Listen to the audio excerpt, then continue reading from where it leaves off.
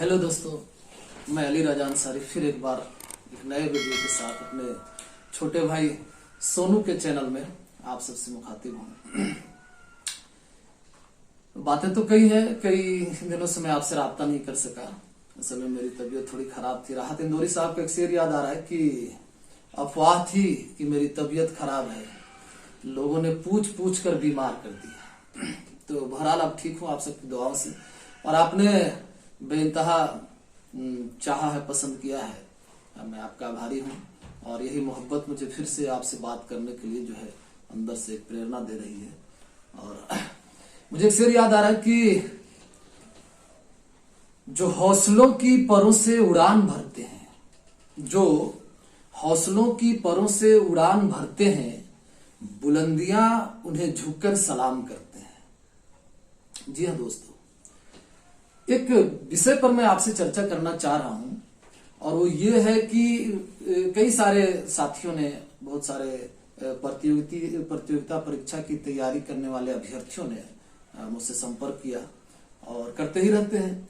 और कॉमन एक सवाल था कि इंग्लिश का क्या करें, इंग्लिश ही बहुत कमजोर है, इंग्लिश ही समझ में नहीं आती है, इंग्लिश की तैयारी कैसे होगी।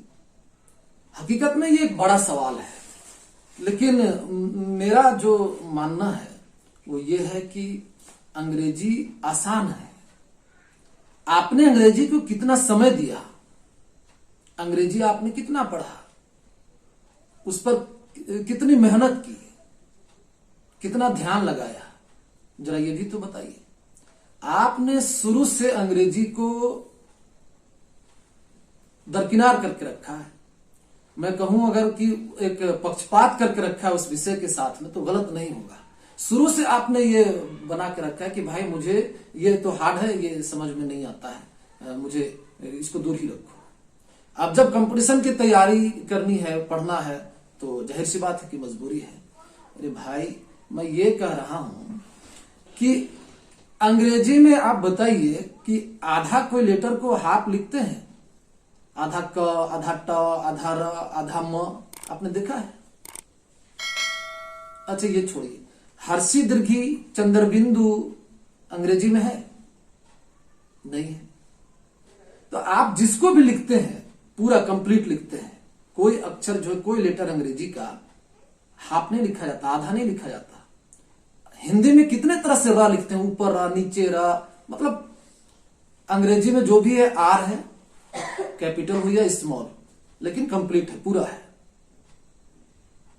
तो मुझे एक बात बताइए, इंग्लिश में ओनली 26 लेटर्स हैं, अल्फाबेट 26 अक्षर हैं, लेकिन क्या वजह है कि एक लड़का 10 क्लास तक पढ़ता है और मैट्रिक फर्स्ट डिवीजन भी कर जाता है, लेकिन A to Z जो है सही से उसको लिखना नहीं आता है।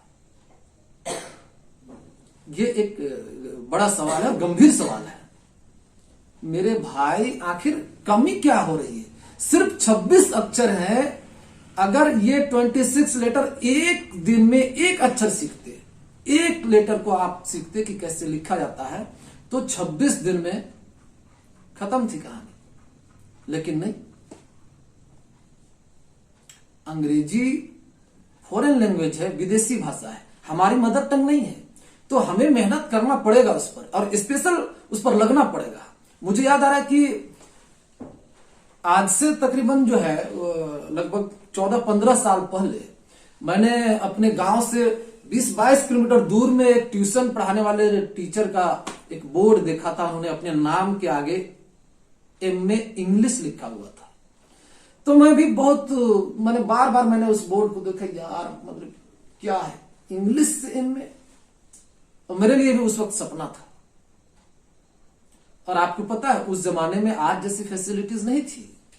अभी तो आप गूगल करो, किसी भी चीज का मीनिंग देखना हो, उसका एग्जाम्पल देखना हो, आप सारा कुछ कर सकते हैं। हमारे पास तो था ही नहीं।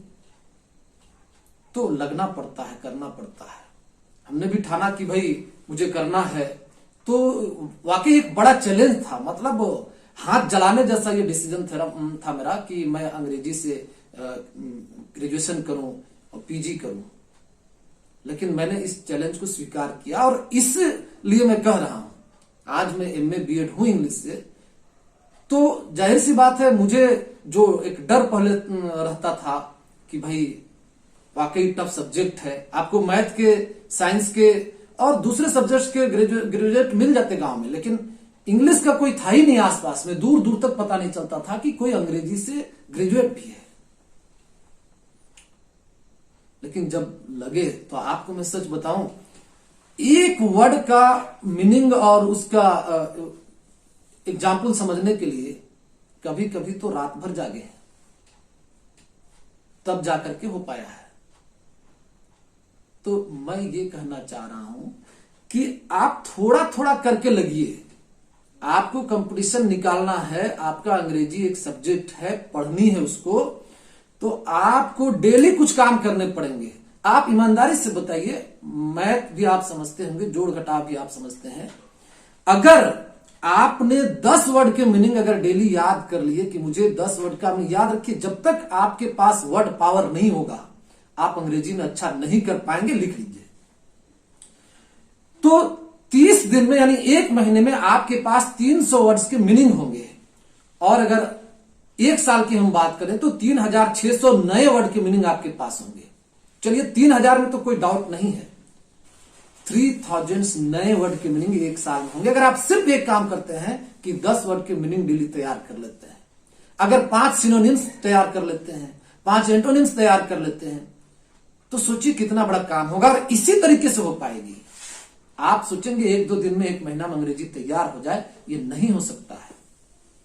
इसीलिए मैं कह रहा हूं अभी भी वक्त है। अंग्रेजी आसान है, मुश्किल नहीं है, सिर्फ आपको रोजाना उसमें लगने की जरूरत है। फिर देखिए कितनी आसानी से तैयार होता है।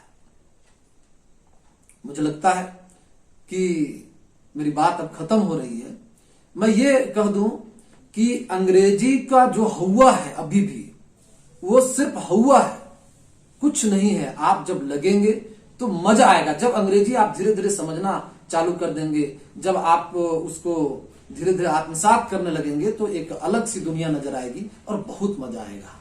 इसलिए जो आप जिस क्लास में भी हो, आप चाहे स्कूल के विद्यार्थी हो, कॉलेज में पढ़ो, यूनिवर्सिटी में हो, जहां भी हो, या कंपटीशन की तैयारी कर रहे हो, अभी से आप एक शुरुआत कीजिए। आज से, अभी से निकालिए कापी कलम, उठाइए। और आपके पास मोबाइल तो है ही, आप कुछ नहीं तो मोबाइल से कुछ वर्ड की मीनिंग निकाल करके लिखिए। डेली लिखने की आदत बनाइए, फिर देखिए कितना मजा आता है। इसलिए मैं कह रहा हूं कि अभी अगर आपको लग रहा है कि अंग्रेजी कठोर है, मुझे 4 मिसरे याद आ रहे हैं कि जिंदगी को जख्म की लज्जत से मत महरूम करो। जिंदगी को जख्म की लज्जत से मत महरूम कर, रास्तों के पत्थरों से खैरियत मालूम कर, और टूट कर बिखरी हुई तलवार के टुकड़े समेट और अपने हार जाने का सबब मालूम कर। कहां कमी रह गई है? आप देखेंगे कि जैसे जैसे आप भिड़ेंगे, आप लगेंगे। मैं तो हमेशा यही बात करता हूं कि हम इंसान हैं, हमारे अंदर बहुत क्षमता है, हमने अपनी काबिलियत का, अपनी क्षमता का, ऊपर वाले ने जो दिया है उसका इस्तेमाल ही नहीं किया है। आप जब लगेंगे तो आप बड़े बड़े सपनों को पूरा करेंगे। आप इतनी ऊंचाई तक जाएंगे जहां तक कि एक आम आदमी जो सोच नहीं सकता। क्यों? इसलिए कि आप लगेंगे, आप मेहनत करेंगे, आप भिड़ेंगे, आप टकराएंगे। तो मैंने शुरू ही कहा था कि जो हौसलों की परों से उड़ान भरते हैं, बुलंदियां उन्हें झुककर सलाम करते हैं। और मैं अपनी बात खत्म करता हूं ये कहते हुए कि तू पंख ले ले, तू पंख ले ले, मुझे सिर्फ हौसला दे दे। तू पंख ले ले, मुझे सिर्फ हौसला दे दे, फिर आंधियों को मेरा नाम और पता दे दे। चलिए दोस्तों, मिलते हैं अगली वीडियो में। बहुत बहुत धन्यवाद, शुक्रिया, थैंक यू। आपको पसंद आया हो वीडियो तो लाइक कमेंट जरूर कर दीजिएगा और सब्सक्राइब कर लीजिएगा। Accept struggle. Thank you.